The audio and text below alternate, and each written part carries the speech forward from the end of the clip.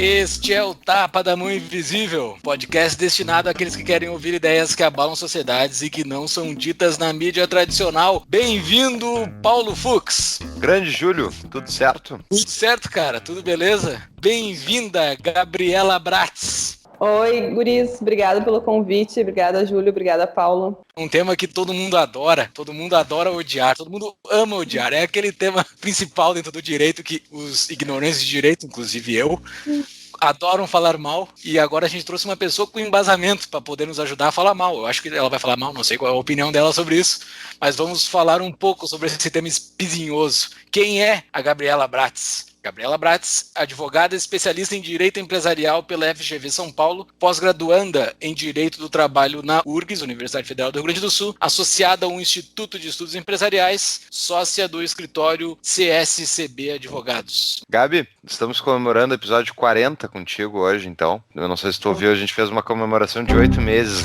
2 episódios atrás, mas agora tem 40 episódios. E eu acho que com um tema que até eu queria ter feito esse episódio antes, que vai falar sobre uma das coisas que eu acho que mais atrasa o nosso país, né? 4 episódios atrás. Foi no 36. O Júlio me corrigiu que foram 4 episódios atrás, né? Bom, uma das coisas que talvez trave mais o país aqui, que é a nossa querida amiga CLT, Justiça do Trabalho, né? Todas aquelas coisas maravilhosas. Eu até tem que puxar aqui os dados, quantas pessoas efetivamente usam a CLT, que é pela qual é regido, então, todo esse regime de trabalho pela Justiça do Trabalho. Porque boa parte dos brasileiros não tem CLT, né? Eles vivem num mercado informal porque é justamente muito caro utilizar a CLT. Vamos falar um pouquinho, então, Gabi, do que era antes de acontecer a mudança, então, da reforma trabalhista do presidente Temer. Dá um escopo para nós aí. Bom, a reforma trabalhista ela trouxe algumas mudanças pontuais na nossa legislação. Ela não mudou os fundamentos da Justiça do Trabalho e tampouco mudou os fundamentos do direito do trabalho em si, aqueles direitos concebidos pela nossa Constituição, tá? Então foram algumas situações que foram mudadas que já eram previstas, inclusive, em súmulas do Tribunal Superior do Trabalho. As súmulas, para quem não é aí da área, são entendimentos consolidados do Tribunal Superior do Trabalho, que,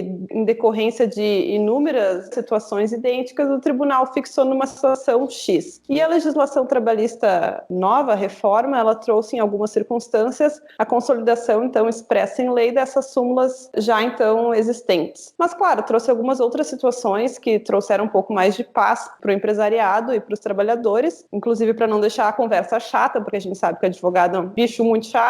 Eu queria só mencionar algumas, assim, como acho que o que mais relevante trouxe de facilitação para os funcionários, eu acho que a melhor situação é a questão do banco de horas. Eu, inclusive, atendo algumas empresas que livremente, empresas novas de pessoas com 25, 30 anos que querem trazer qualidade de vida para os funcionários, diz, não, fulano, chega mais cedo, de amanhã tu sai um pouco mais tarde, e essa situação de liberdade no trabalho, ela tinha que vir acompanhada de uma homologação perante o Ministério do Trabalho, o sindicato. E agora não, a gente pode adotar um banco de horas e pode adotar uma flexibilidade na jornada por livre estipulação das partes, entre empregado e empregador. Então foi uma situação ali que eu gostei bastante da nova legislação, nova CLT. Por exemplo, trabalhos intermitentes é uma nova modalidade bastante interessante, ela acaba com a possibilidade, acaba não, mas ela cria a possibilidade de você ter contratos de trabalho que vão durar um pouquinho aqui, um pouquinho ali, com um espaçamento de tempo, que faz, inclusive, com que não haja o trabalho informal, como o Paulo estava falando. A gente tira da informalidade aquelas pessoas que antes eram contratadas para fazerem bico e agora elas são contratadas em jornadas intermitentes. Então, foi outra situação que eu gostei da alteração. Mas tem muita coisa ainda para mudar. Ela foi bastante pontual nos assuntos, ela não mudou seus fundamentos e a gente tem que avançar bastante para que traga um pouco de paz para o nosso mercado de trabalho. Quando é que vão fechar, Gabi, a Justiça do Trabalho e a CLT? Olha, nunca.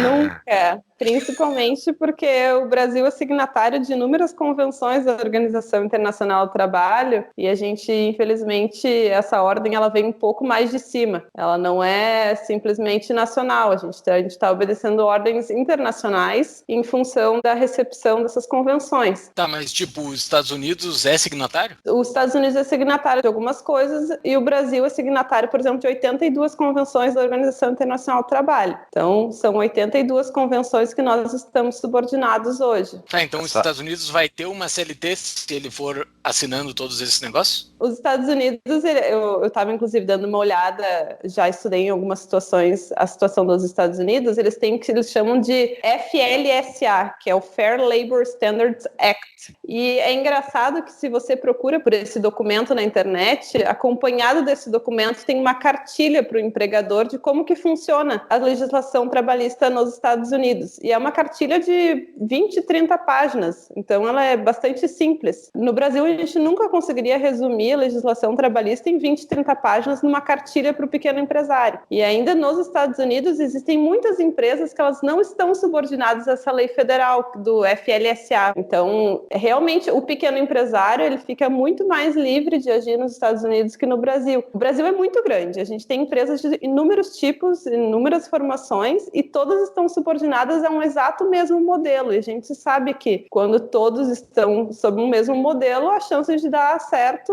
é impossível. Existem peculiaridades de cada região, existem peculiaridades de cada empregador. Eu puxei aqui uma matéria do G1 e aqui diz que os dados apontam, em relação a 2018, apontam que o país teve em média 91,8 milhões de trabalhadores ocupados no ano passado. Deste total, 32,9 milhões não tinham carteira assinada, ou seja, um terço desse pessoal todo não tinha carteira assinada. Isso dá para se dizer que é por causa do custo, né? Como economista, eu estaria que aí provavelmente está a principal questão, porque o trabalhador recebe na carteira assinada, a empresa gasta ali de 80% a 100% em cima ou até mais, numa parte que não vai para o trabalhador diretamente, vai para o governo, abre aspas, administrar, né? Daí tem Fundo de Amparo do Trabalhador, tem FGTS, tem um monte de penduricalhos e contribuições para o INSS, né? Que a empresa ainda faz em cima, e o trabalhador também é descontado da sua parte. No final das contas, tu paga um funcionário agora e um funcionário para o governo, basicamente. E isso torna mais caro, então, o custo do empregado, logo tu vai ter menos empregados. Mesma lógica para o salário mínimo. Mas, então, vocês, os dois são muito pessimistas, vocês acham que não vai acabar a CLT.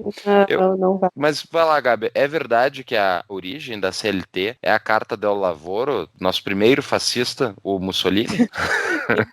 Tem bastante similaridade na situação, sim. A gente pega alguns fundamentos, mas como eu disse, é que a legislação trabalhista ela é muito decorrente da Organização Internacional do Trabalho, então a gente vai ter legislações internacionais sempre muito semelhantes. Eu estava comentando antes com vocês que o Brasil é signatário de 82 convenções. Se você entra no site da Organização Internacional do Trabalho, ela vai listar o que são convenções fundamentais, ou seja, seriam como direitos humanos do trabalho, são algumas convenções fundamentais. Dessas convenções fundamentais, o Brasil não é signatário de uma, que eu considero a mais importante, que é, de fato, a liberdade sindical. Hoje, no Brasil, a gente não pode fazer a escolha do sindicato que a gente está vinculado. E eu acredito que a gente, sem essa possibilidade de escolha ao sindicato ou a não sindicalização, se eu, Gabriel, não quisesse me sindicalizar, eu gostaria de não me sindicalizar, não existe essa opção no empregado hoje. Mas essa convenção nós não somos signatários no Brasil, então a gente está vinculado a um sindicato da nossa base territorial. Dá um exemplo disso, Gabi. Como é que funciona, então, a unidade territorial de um sindicato aqui no Brasil? Pessoal que não conhece. Bom, se você tem uma empresa, por exemplo, de telemarketing na cidade de Porto Alegre, os funcionários que trabalham em Porto Alegre têm apenas um sindicato que eles vão poder ser filiados. Então, a sua empresa vai ter que adotar, conforme a atividade fim dela,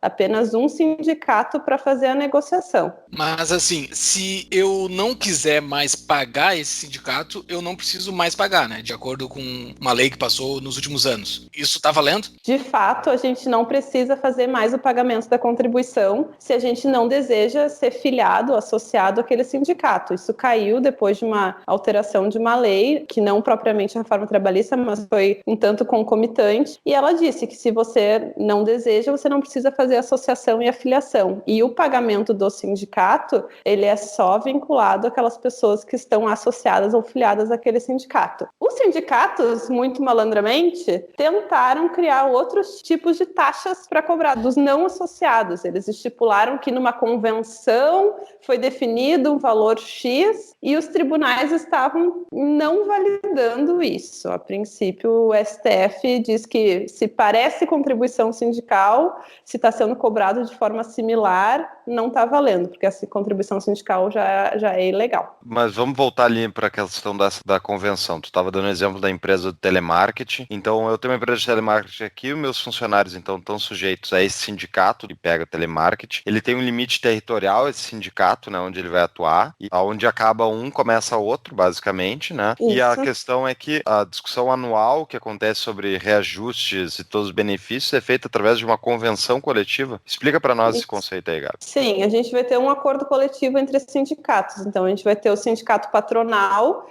conversando com o sindicato dos trabalhadores para definirem os reajustes salariais e os benefícios devidos àqueles trabalhadores. E todos os trabalhadores da base territorial vão estar vinculados àquela convenção, àquele acordo coletivo. Então, você não tem muita escolha. O que eu acho muito engraçado é que a gente tirou a contribuição sindical. A contribuição, ela é indevida, ao meu ponto de vista, porque a gente tem uma liberdade de associação prevista na Constituição Federal, então a gente não pode, de fato, cobrar algo de alguém quando a pessoa não deseja fazer associação. Só que eu acredito que junto com isso deveria vir realmente a liberdade da pessoa se filiar, se associar a um sindicato. Porque agora está vindo a discussão de que os direitos previstos naquele acordo, naquela convenção coletiva, negociada entre sindicato patronal e sindicato dos empregados, aqueles direitos previstos vão ser direitos também daqueles empregados que não são associados?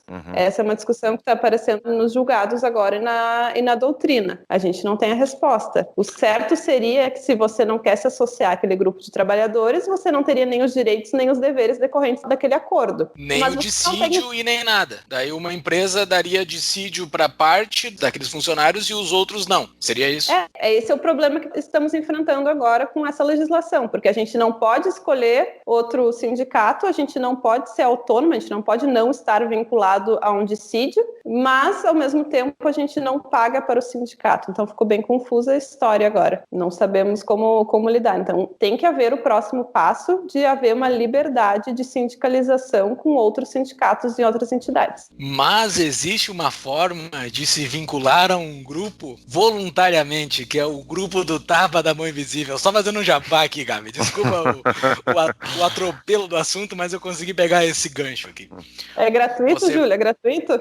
Não existe grupo grátis. Existe grupo grátis, mas não o nosso.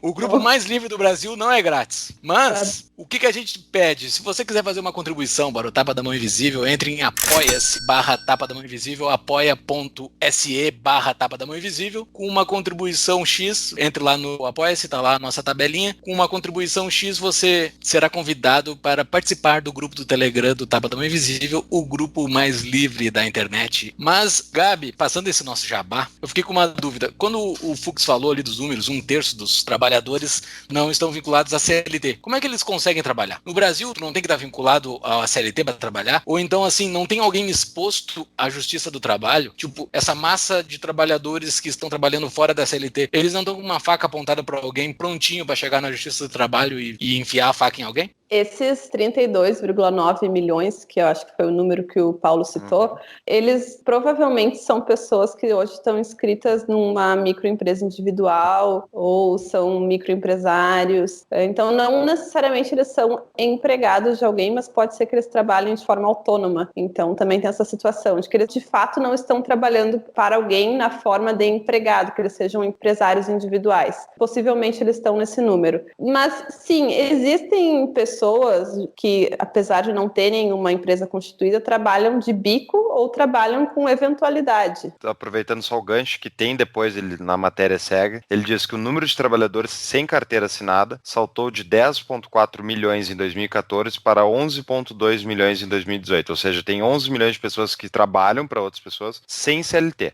Provavelmente. Então, os bicos são os nossos motoristas de Uber, de Cabify, de Rappi, Rappi. Inclusive, o Rappi adota uma maneira bastante interessante, inclusive em prol das pessoas que trabalham para eles, que eles fazem toda a formalização da constituição de uma microempresa individual. Então, dá toda uma segurança jurídica, inclusive para aquelas pessoas que trabalham com eles. Pelo meu conhecimento, o Uber não faz essa assessoria, que pode ser, sim, uma exposição do Uber a um risco trabalhista. Júlio estava perguntando, pode ser que exista no futuro inúmeras ações trabalhistas em face do Uber, porque essas pessoas não foram de fato constituídas, não criaram uma empresa para elas. O Uber, eu sei que também está evitando o litígio, continuidade do litígio, para não criar uma jurisprudência aí favorável ou não a ele. Estão tentando se resguardar, evitando jurisprudências. Como é que eles fazem isso? Acordos. Ah, então as pessoas estão entrando contra eles e eles fazem acordo e pagam. Não, vocês inclusive, não ouviram isso no Tapa, tá, pessoal? Não processe o Uber, que eu gosto de usar o Uber. Uber. Mas fica a dica do Uber de regularizar a situação dessas pessoas, estimulando a abertura de uma empresa de prestação de serviço, porque essa pessoa pode utilizar essa mesma empresa de prestação de serviço para o Uber, para o Cabify, para o Rappi e para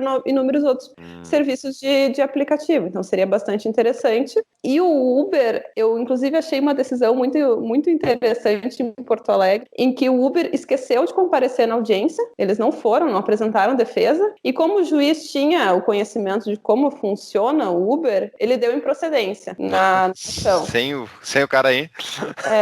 Sem o Uber ir na audiência, sem o Uber apresentar defesa. Acho que eles se passaram ali e não apresentaram defesa. E o reclamante recorreu, e como o risco de uma confissão era muito grande, o Uber fez um acordo. Então, eles estão de olho. Queridos ouvintes do Tapa, dos mesmos donos da CapRate, temos a CapTable, que são nossos patrocinadores desde o início desse podcast. A CapTable é a plataforma de investimentos em startups da Startse. Pois então, agora está chegando a hora da empresa lançar suas primeiras startups em alguns dias. Para receber as primeiras ofertas da empresa, entre no site deles, inscreva o seu e-mail e seja um dos primeiros a investir em startups que podem se tornar exponenciais. O site é www.captable.com.br. Se escreve CapTable, C-A-P Table, ou via site do Tapa, que tem o link pronto para acessar. Eu já escrevi o meu e-mail, e você? Como é que funciona essa questão da MEI aí, enfim, da própria pejotização, né? Que é o cara basicamente abrir uma empresa para ser um funcionário, na verdade, dentro de outra empresa, né? Que eu sei que isso é bem comum, especialmente para executivos, né? Que ficaria inviável pagar altos salários para alguém com CLT. Então, basicamente, a pessoa não vai aceitar e a empresa não vai querer pagar em muitos casos. Então, quais são os limites dentro da legislação trabalhista para tu fazer isso, Gabi? Bom, a gente tem alguns tipos de profissionais que eles nunca, não é que nunca, mas eles não estariam subordinados, a princípio, a uma legislação trabalhista, que são os autônomos, como advogados, médicos, que eles têm capacidade técnica diferenciada. Se parte da ideia de que eles não são funcionários. Então, esses é mais difícil a gente fazer o vínculo empregatício. Mas a legislação, há pouco tempo, antes era muito discutido isso, autorizou que a atividade fim da empresa fosse terceirizada. Então, se eu tenho uma construtora e eu quero subcontratar um serviço de empreiteira, hoje eu posso. Antigamente, como o serviço de construção era minha atividade fim, eu não podia fazer essa subcontratação. Agora, pela nova legislação, eu posso subcontratar a minha atividade fim. Só que, no caso de serem aquelas microempresas individuais em que apenas o empresário presta o serviço, ele não tem subordinados, não tem uma estrutura organizada de pessoas, a empresa vai ter que cuidar sempre o artigo 3º da CLT, que ele fala sobre os requisitos que fazem a criação de um vínculo empregatício. Então, por mais que você contrate uma empresa terceira, uma MEI, que tem um funcionário, e essa pessoa tenha subordinação, tem onerosidade, tem habitualidade na sua prestação, mesmo com toda a constituição da MEI, ainda existe a possibilidade de vínculo empregatício. Então, a empresa com certeza vai ter que estar cuidando os requisitos do artigo 3º, que ainda existem. Eles não sumiram com a legislação trabalhista. Então, apesar de ser autorizada a subcontratação, a gente ainda está vinculado ao artigo 3º da CLT. Ah, mas então tu está me dizendo que basicamente se eu tenho uma empresa e para eu contratar algum cara para trabalhar na minha empresa, provavelmente num cargo mais elevado, enfim, o cara ser PJ na minha mesma atividade fim, o bom seria que ele estivesse trabalhando para o meu concorrente também, para ele não poder alegar vínculo empregatício só contra mim.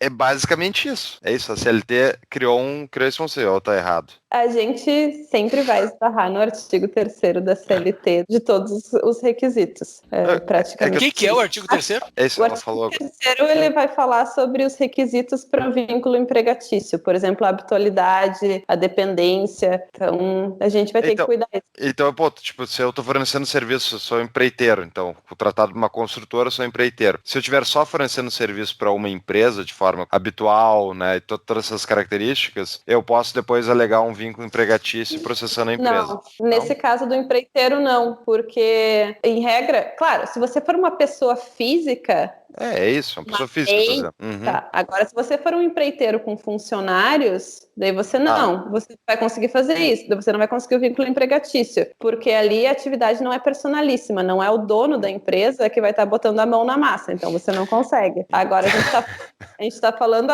daquela MEI em que o próprio empresário individual é o responsável pela realização da atividade. Então, ele é personalíssimo. Eu não consigo ser substituída.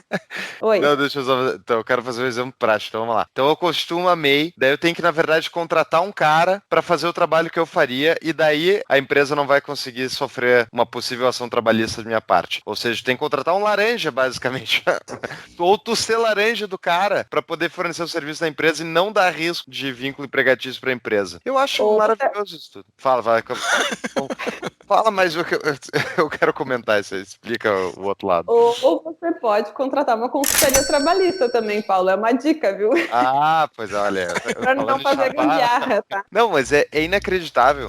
As pessoas não entendem que, tipo, ao passarem leis dizendo quais são as regras, como é que tem que funcionar e tal, no mundo ideal aí dos políticos que habitam Mordor, eles definem todas essas regras, como é que deve funcionar a contratação de empresas, blá, blá, blá. Tudo isso nas boas intenções de que daí a gente vai gerar empregos que vão ser, enfim, vai ter o fundo de garantia, vai ter tudo isso, enfim. E isso torna inviável o custo para muitos empresários, especialmente o pequeno empresário, né? Então, ou ele entra no jogo de forma, enfim, não fazendo de acordo com a regra, e daí conseguindo competir em custo com um cara maior, ou aceitando o risco de que ele pode ser processado e pode, na verdade, ter que pagar uma conta gigantesca e quebrar. Então, é como se a lei, ela passa uma régua, né, mais elevada de quantidade de custos e quantidade, de, enfim, de obrigações, e torna todo mundo que não consegue chegar naquela barreira de entrada mínima lá, fica inviável o negócio do cara, ou o cara fica na ilegalidade ou ele não faz nada. Então é menos geração de emprego, menos geração de riqueza e tal. E, lindas intenções que geram esse horror que a gente vê, que é 13 milhões de desempregados. Isso. Inclusive, voltando àquele documento americano, eu estava lendo antes o Fair Labor Standards Act, e há uma previsão de salário mínimo nos Estados Unidos, então não é que não haja um salário mínimo lá. Só que existem exceções para a fixação do salário mínimo. Aquelas pessoas em que comprovadamente não podem realizar tarefas nas mesmas condições de um profissional normal, entre aspas, essas pessoas não estão vinculadas a um salário mínimo. Então, se, por exemplo, você tem um deficiente físico que não tem a mesma capacidade laborativa de um funcionário que tem todas as suas aptidões físicas preservadas, aquela pessoa, para preservar a possibilidade de emprego, ela não está vinculada a uma lei de salário mínimo nos Estados Unidos, o que é muito interessante, porque, como o Paulo estava dizendo, a gente acaba tirando do mercado pessoas porque elas não produzem o suficiente para atingirem um patamar de custos para a empresa. Mas se você, então, consegue fazer uma diminuição de valores, que a empresa pague a ela correspondente à sua tarefa, nos Estados Unidos a gente consegue. Aqui não, aqui fica preservado o salário mínimo, ou o salário piso da categoria, ou o convencionado em dissídio, em norma coletiva. Eu acho que, na verdade, isso tudo tem que fazer um cálculo de quanto de mais-valia o empresário está extraindo do trabalhador.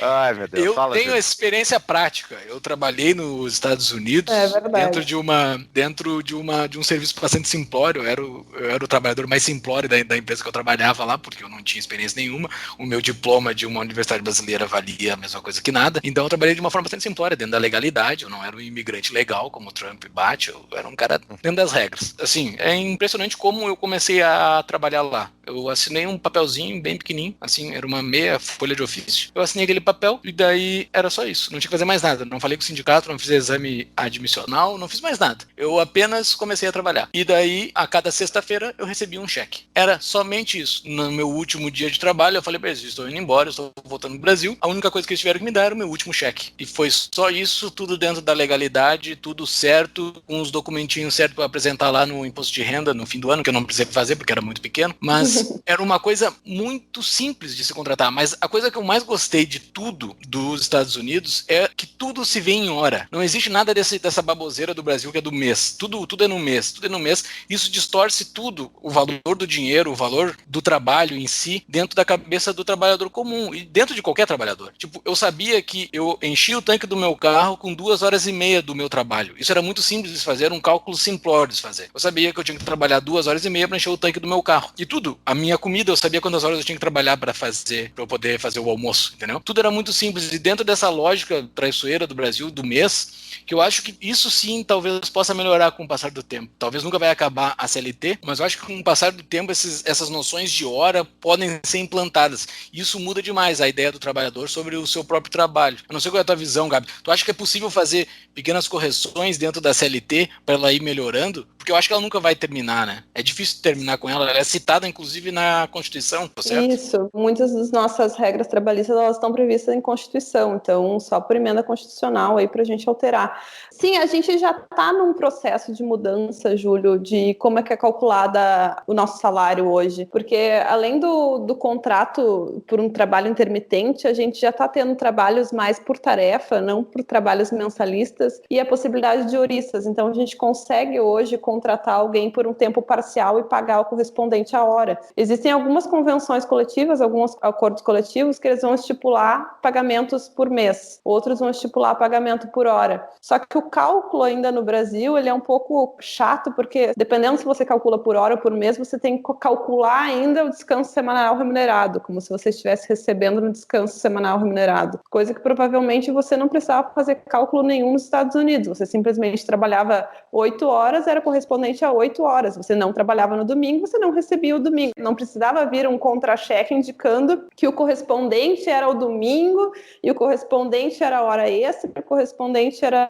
Não havia uma discriminação dessa forma. E ainda naquele documento que nós estávamos mencionando nos Estados Unidos, o Fair Labor Standards Act, a gente tem uma condição de diferenciação de empresas, que aquelas empresas que faturam, agora não sei se é faturar ou lucro, porque eu não me recordo do documento, mas $500 mil anuais, elas também não estão submetidas a todas aquelas funções desse documento. Então, aquele pequeno empresário não está faturando, não está lucrando isso, para ele também é muito fácil a contratação e muito menos burocrática. Não sei qual era o tamanho da empresa que você trabalhava nos Estados Unidos, se era um faturamento alto ou não, mas também é bem mais simplificado. A minha mãe, que é advogada trabalhista também, ela diz que a CLT e a Constituição, ela foi responsável por só ser possível no Brasil as grandes empresas. Então, se a gente não consegue fazer com que pequenas empresas cresçam aqui e que persistam, então, as multinacionais, é porque só as multinacionais conseguem se adaptar e conseguem ter realmente um preventivo para operarem aqui no Brasil. O pequeno empresário é muito difícil. O que é o preventivo? O preventivo é estruturar os contratos conforme a legislação e fazer a leitura correta da convenção coletiva, identificar a categoria, se ela é especial ou não, fazer o enquadramento correto. Existem formas hoje com a legislação trabalhista de fazer adaptações nos contratos que sejam mais favoráveis às ambas as partes, como, por exemplo, banco de horas, acordo de compensação. Tá, então, basicamente tem que ter um advogado trabalhista grudado na tua empresa, basicamente isso, né? Basicamente isso. Ou seja, e o advogado, o contador, né, essas funções são numa economia, como Douglas Nobre chamava, são custos de transação, né? O que custa para tu operar o sistema. Então pensem aí quantos contadores e advogados a gente paga no nosso dia a dia no Brasil, eles vão entender quanto trabalho é feito, quanta gente é empregada só para operar a máquina, só para fazer o sistema rodar, né? Olha a quantidade de custo, que não é para gerar valor, não é gerar riqueza. Exato. E é impressionante, né? Porque a boa intenção das pessoas que fazem essa CLT, ou que fazem todo esse sistema burocrático trabalhista girar, é pensando em prol dos pobres, né? E os pobres são os que mais se dão mal nisso. Os pobres, tanto os trabalhadores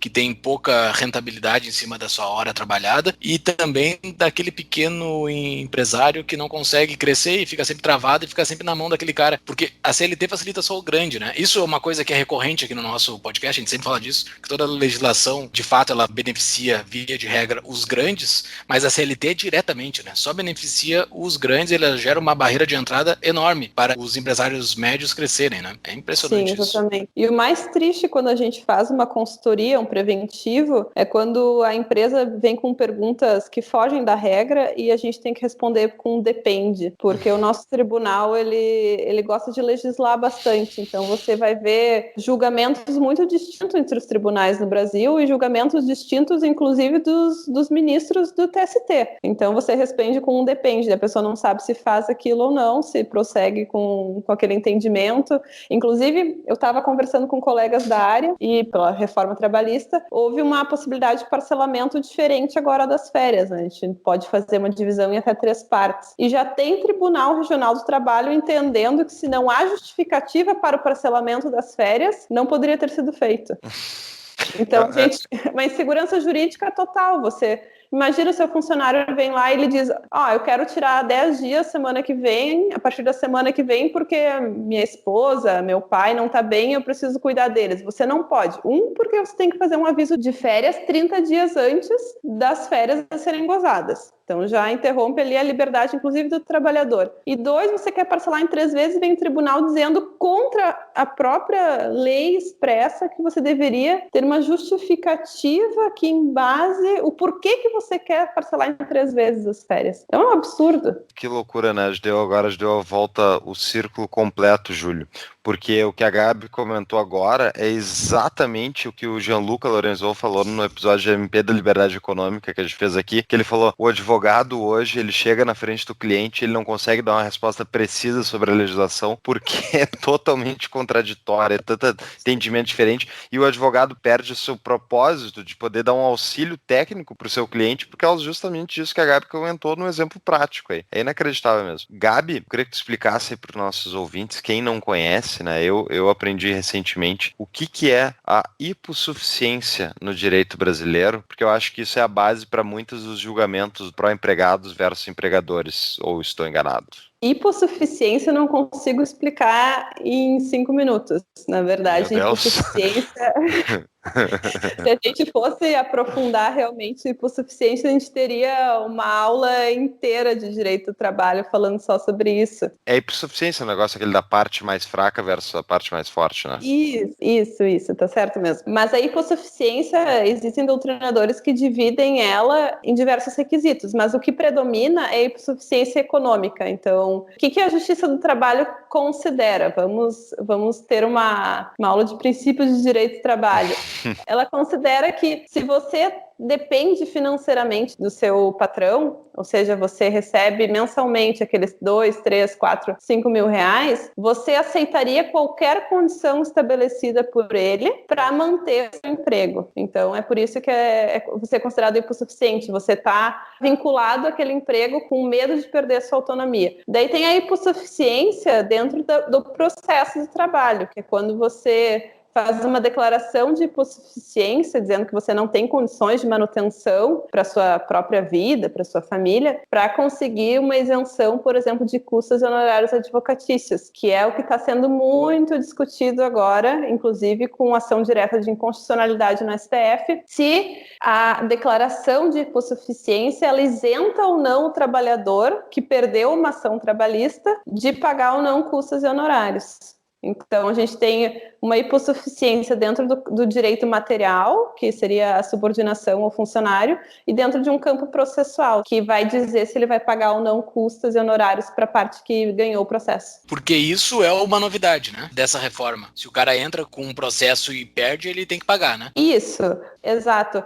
Antes da CLT, sequer existia honorários sucumbenciais, com honorários advocatícios. Com a reforma trabalhista, então, a gente teve a obrigatoriedade da parte que perdeu processo de pagar custas e honorários advocatícios. O que está se discutindo agora, tanto no STF quanto nos tribunais do trabalho, é se a pessoa tem uma declaração de hipossuficiência, se ela diz que ela é pobre e ela perdeu o processo, mesmo assim ela vai ser responsável pelo pagamento de custas e honorários advocatícios. Então, digamos que eu vou processar o Paulo com 5 pedidos. Cada pedido desses custa R$1.000. Eu vou dizer que o Paulo me deve horas extras, me deve férias, 13º, no total de 5 pedidos, R$5.000. Se eu perco 3 desses pedidos, quer dizer, o Paulo me deve R$2.000 e os outros 3 eram indevidos, com a nova legislação, o Paulo teria que pagar honorários advocatícios para o meu advogado sobre R$2.000 e eu teria que pagar para o Paulo, para o advogado dele, honorários advocatícios sobre os 3.000 que eu perdi. Isso foi trazido pela nova legislação. Então, a parte paga de 10% a 20%, 10% a 15% de honorários sobre a parte que ela perdeu. O que está sendo discutido ainda, e eu espero que não alterem a legislação, é que aquela pessoa que tem a hipossuficiência, que tem a gratuidade da justiça, se ela ainda assim é responsável pelo pagamento de honorários sucumbenciais. Se acabarem com isso, vão acabar com boa parte da reforma trabalhista, porque é isso que está fazendo que as pessoas tenham mais cautela no ajuizamento das ações. Hoje, para vocês terem ideia, a gente tem mais ou menos 70% de ações do que a gente tinha 2 anos atrás, quando nós não tínhamos a reforma trabalhista. Isso diminuiu, então, ali 30% de ações, mas diminuiu substancialmente o número de pedidos em cada ação. As pessoas estão sendo muito mais cautelosas ao fazerem os pedidos. Ah, entendi. Ótimo. E o que é o patamar mínimo para o cara conseguir a hipossuficiência nesse caso? Está baseado em rendimentos da Previdência Social. Em regra, eu não me recordo agora o número, acho que são 10 salários mínimos. Praticamente todo mundo se encaixaria em hipossuficiência. 10 salários de R$10.000. Se tu ganhar menos que R$10.000, tu não teria que pagar o honorário sucumbencial. Que loucura. Quer ficar por dentro de todas as novidades do nosso podcast? Yeah, Mr. White. Temos uma solução.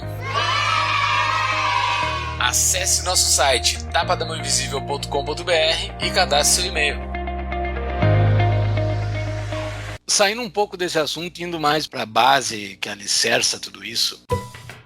Quando eu trabalhava lá nos Estados Unidos, quando eu tava vindo embora pro Brasil, uma amiga minha me perguntou assim: tá, tu pretende empreender? Tu fala bastante sobre livre mercado e tudo mais. Tu pretende empreender chegando no Brasil? Eu falei, não, capaz, lá tem justiça do trabalho, eu não vou empreender nunca. Falei isso pra ela, essa foi a minha resposta. Ela era uma americana mesmo. Daí ela me perguntou, tá, mas o que é justiça do trabalho? Não tem 3 poderes lá? O judiciário, o executivo e o legislativo? Eu, sim. Tá, e a justiça trabalha onde? Eu acho que é embaixo do judiciário. Tá, mas daí ela fica embaixo e é um tribunal, ela é paralela. Ela me perguntou bem assim, vocês têm um tribunal para cada assunto? E eu não soube responder isso para ela.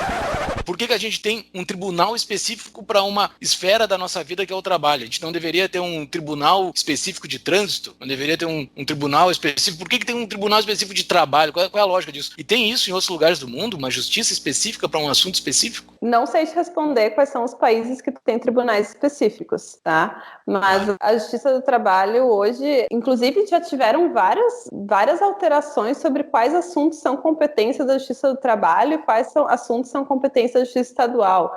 Por exemplo, acidente de trabalho, hoje se julga na Justiça do Trabalho, mas já teve momentos que se discutiu se não deveriam ser julgados na esfera civil porque são decorrentes de uma situação civil indenizatória, simplesmente. Então, ela se altera. Muito se fala sobre extinção da Justiça do Trabalho no Brasil. Eu não acredito que tem que se extinguir a Justiça do Trabalho por fins econômicos. Não vai haver, pode ter estudos que digam o contrário do que eu estou dizendo, mas acredito que não vai existir economia para a União extinguindo-se a Justiça do Trabalho. Mas o que pode alterar extinguindo ela? Hoje, quando a gente faz um concurso público, tanto para a Justiça Estadual quanto para a Justiça Federal, são inúmeras as matérias que um estudante de direito tem que aprender para que julgue casos, porque ele vai se deparar com inúmeros tipos de situação. Isso dá uma amplitude maior de vivência, experiência para aquele estudante. A pessoa que vai fazer um concurso para a Justiça do Trabalho, ela vai estudar basicamente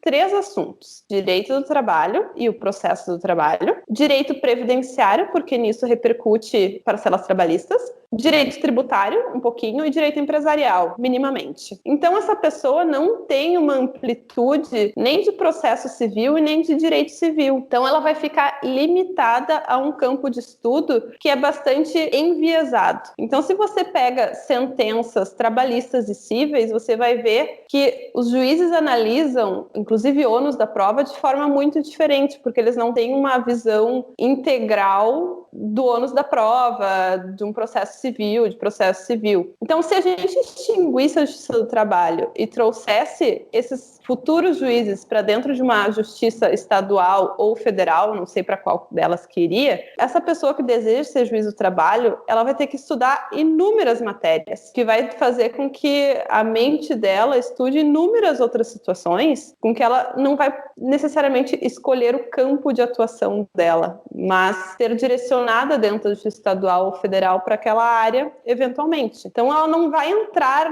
na carreira da magistratura enviesada. Eu não sei, eu acho que o problema principal do viés desses juízes é a falta de concorrência. Eles não precisam saber nada sobre os processos deles. Na verdade, enfim, vamos lá, tem muitos juízes que aparecem no gabinete só para assinar as sentenças, né? Porque quem tá tocando o dia a dia é o pessoal contratado do gabinete, os CCs ali. Isso aí tem inúmeros casos, eu não vou comentar aqui os que eu conheço pessoalmente, né? Porque as pessoas vão ter problemas. Mas é uma justiça, na verdade, no Brasil uma gigantesca piada. Os juízes fingem que leem, os estagiários protocolam as petições dos advogados, né? E vai se indo, porque nada funciona no primeiro, no segundo grau, não importa. O que importa é quando chegar lá em cima, qual é o entendimento político que os tribunais superiores vão dar sobre as questões. E daí o entendimento vai depender do valor da conta, se as pessoas certas foram contatadas, né? Se foram feitos, enfim, contatos, como é que se chamam? É aquele negócio, auricular, é aquela piada de advogado. Como é que se chama? Vários auriculares. Exatamente, é lá conversar com o juiz. Mas, enfim, Gabi, então, uma proposta que talvez fosse melhor, a minha opinião seria a seguinte: a gente extingue a justiça do trabalho, tá? Manda todos eles para casa com salário, podem ir para casa e vão ganhar o resto da vida, né? O din-din no dia 5 lá pinga igual e vocês não têm que fazer mais nada. Essa, na verdade, é a minha proposta para todos os funcionários públicos da União. Se eu fosse lá o Paulo Guedes, assim, ó, pessoal, vocês todos podem ir embora, não precisam voltar e não se preocupe, o Brasil vai pagar a conta de vocês o resto da vida, só que a gente não quer que vocês pisem nunca mais aqui no governo, tá bom? Serve? E pronto. E daí tu fecha o governo federal, daí não paga eles. Mas enfim, Gabi, tu é uma otimista ou tu é uma pessimista com as mudanças em relação a esse mercado? Tu acha que o Brasil eu acho que tá melhorando, a reforma trabalhista é interessante, vai ter efeitos de longo prazo, já tá mostrando alguns e tal, que nem esse 70%, a diminuição dos pedidos, mas eu vejo, cada vez que sai uma ação maior que vai parar nos tribunais da Justiça do Trabalho, os juízes do trabalho, volta e meia, tentam cravar de volta antes da reforma, tentam passar por cima da reforma, isso vira matéria discutida lá no STF, o STF julga, confirmando a reforma. É sempre isso, esse jogo. Vai até quando isso? E tu é otimista ou não? Eu sou otimista em certa parte. Eu acredito que mudou muita coisa interessante que a gente já consegue aproveitar, que estão sem discussões. Não existe mais a possibilidade de reverter, mas existem alguns assuntos, sim, que estão sendo discutidos, como as férias que eu mencionei antes, e existem algumas ações diretas de inconstitucionalidade, estão lá no STF. Algumas matérias eu acredito que vão ser julgadas inconstitucional, infelizmente, mas a regra é que está se mantendo o que foi estipulado na reforma trabalhista. Eu acredito que ela pode ir mais longe, espero que ela vá mais longe. Existe muita coisa que está ultrapassada na CLT, na legislação paralela à CLT. Espero que com essa nova bancada aí que nós temos de deputados federais alinhados ao nosso pensamento, isso melhore, mas já está dando para trabalhar um pouco mais no preventivo. Isso me deixa bastante feliz, porque a gente pode criar um pouquinho mais de liberdade. Eu ouvi boatos também de que o E-Social seria extinto, então... Graças a Deus. Glória.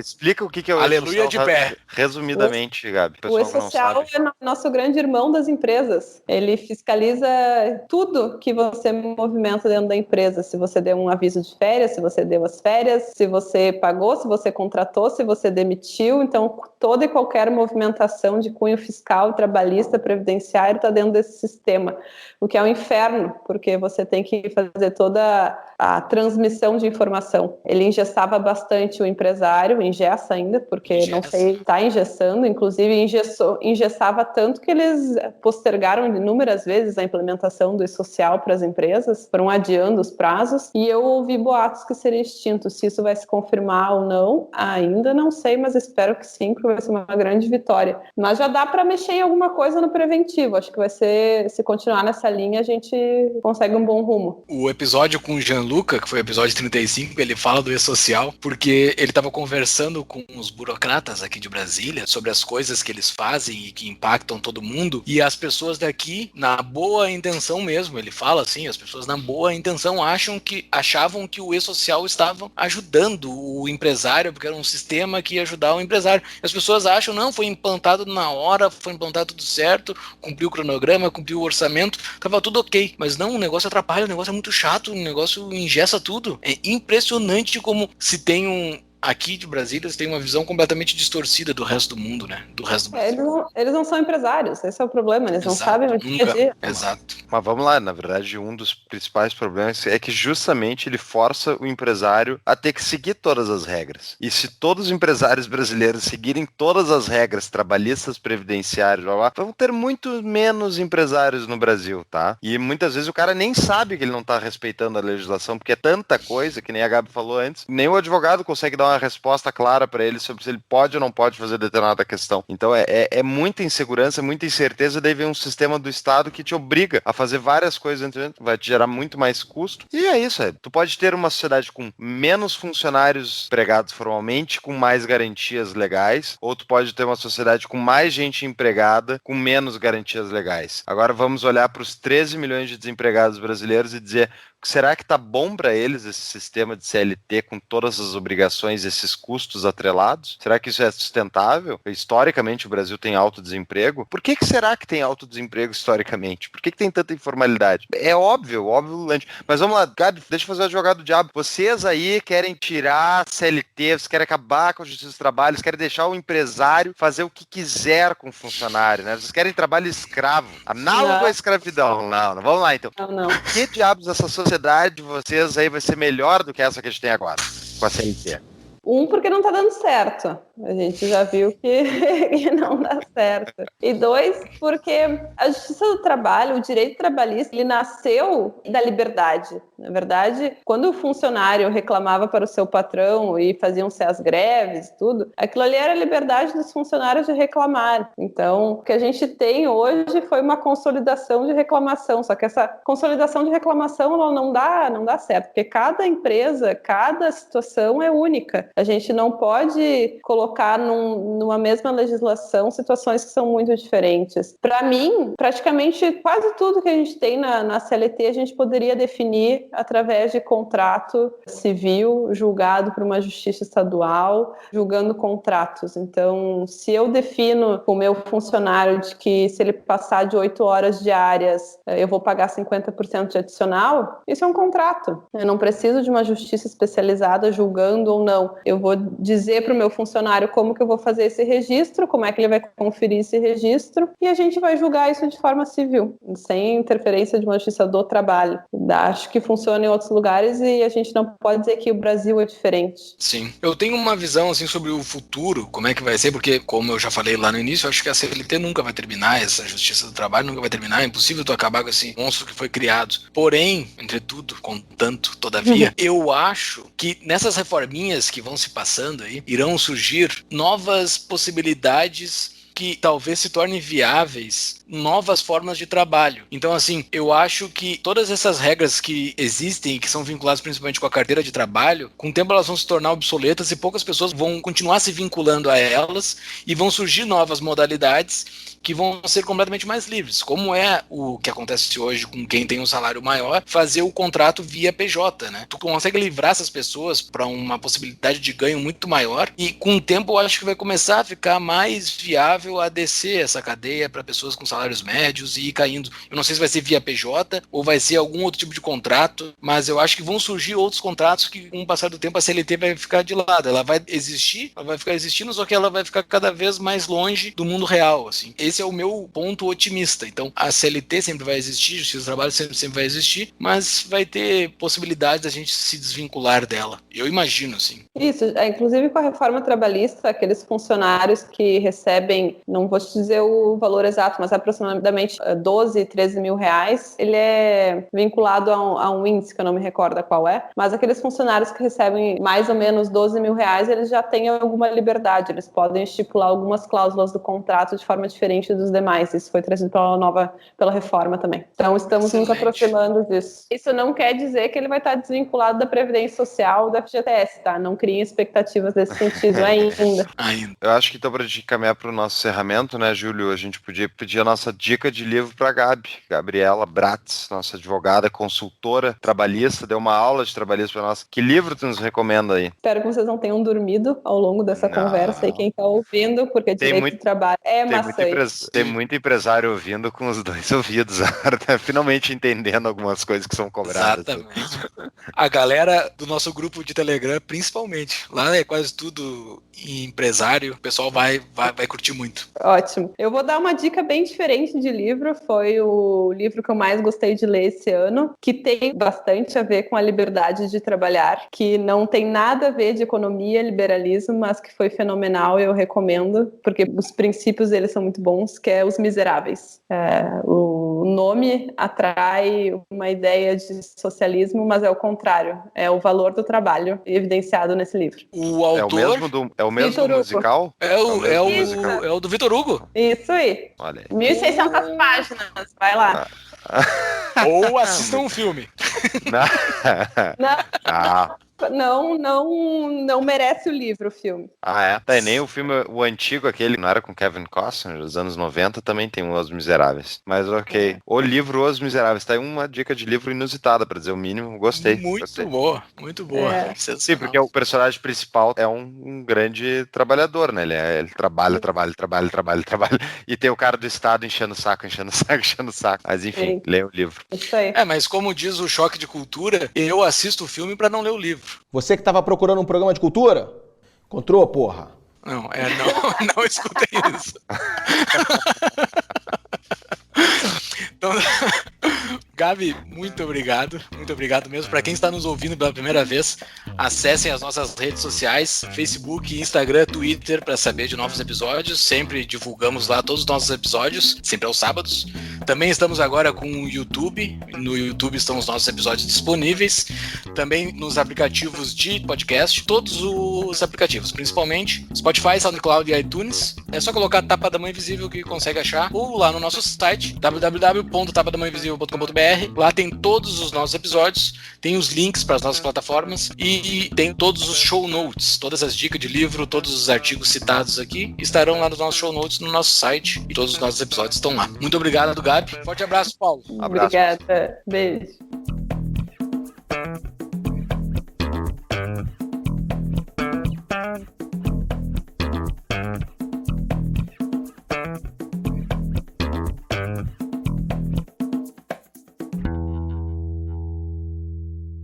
Todos os artigos citados aqui estarão lá nos nossos show notes no nosso site e todos os nossos episódios estão lá. Muito obrigado, Gabi. Considerações finais? Alguma coisa?